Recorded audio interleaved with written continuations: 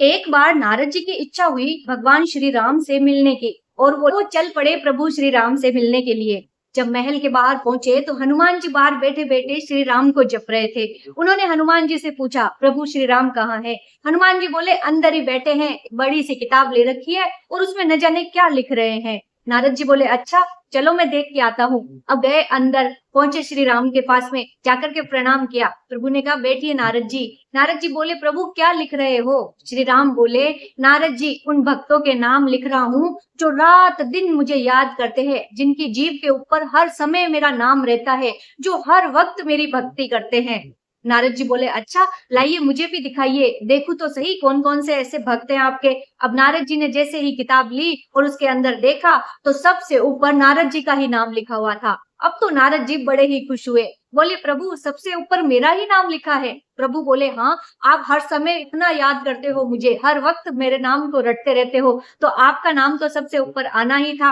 अब तो नारद जी को अभिमान हो गया कि सबसे बड़ा भक्त तो मैं ही हूँ, देखो सबसे ऊपर मेरा नाम है। नारद जी सोचने लगे कि हनुमान जी भी तो भगवान के भक्त हैं, जरूर दूसरे नंबर पर उन्हीं का नाम होगा। उन्होंने बहुत ढूंढने की कोशिश की, लेकिन पूरी उस किताब के अंदर कहीं पर भी हनुमान जी का नाम नहीं मिला।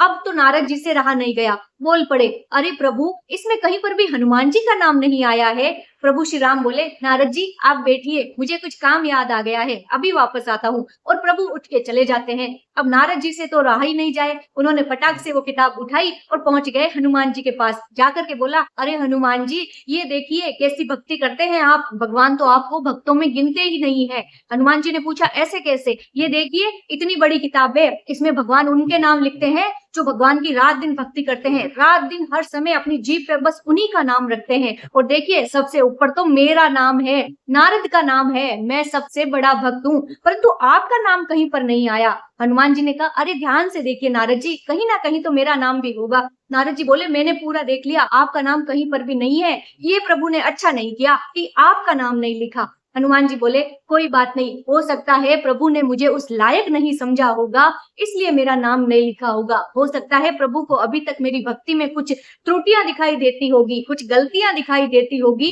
इसलिए मेरा नाम नहीं लिखा होगा। इतने में श्री राम वापस आ जाते हैं। अब उनके हाथ में एक और किताब होती है। अब नारद जी को बड़ा कौतूहल होता है कि दूसरी किसकी है। भागते हैं श्री राम के पास, जाकर के पूछते हैं, प्रभु ये दूसरी क्या है आपके हाथ में? श्री राम हंसते हुए बोलते हैं, नारद जी इस किताब में उन भक्तों के नाम लिखे हैं जिनको मैं याद करता हूँ, जिनको मैं कभी भूल ही नहीं पाता हूँ, क्योंकि वो इतने सच्चे हृदय से मुझे याद करते हैं कि उनकी भक्ति देख करके मैं भी उनका भक्त हो जाता हूँ और उनको कभी भूल नहीं पाता हूँ। अब तो नारद जी बोले, जरूर इसमें मेरा नाम सबसे ऊपर होगा, प्रभु एक बार दिखा दीजिए। प्रभु श्री राम कहते हैं, नारद जी रहने दीजिए। बोले, नहीं नहीं प्रभु दिखा दीजिए। श्री राम मुस्कुराते हुए दे देते हैं। अब नारद जी जैसे ही खोलते हैं, सबसे ऊपर हनुमान जी का नाम लिखा होता है। अब तो नारद जी का घमंड चकनाचूर हो जाता है। नारद जी आंखों में आंसू भर के बोलते हैं, प्रभु ये सब क्या है? भक्त तो मैं भी हूँ और हनुमान जी भी है, फिर ये भेदभाव क्यों? प्रभु श्री राम कहते हैं, कोई भेदभाव नहीं है नारद जी, आप दोनों ही मेरे भक्त हो, आपके जैसे और भी बहुत सारे मेरे भक्त हैं,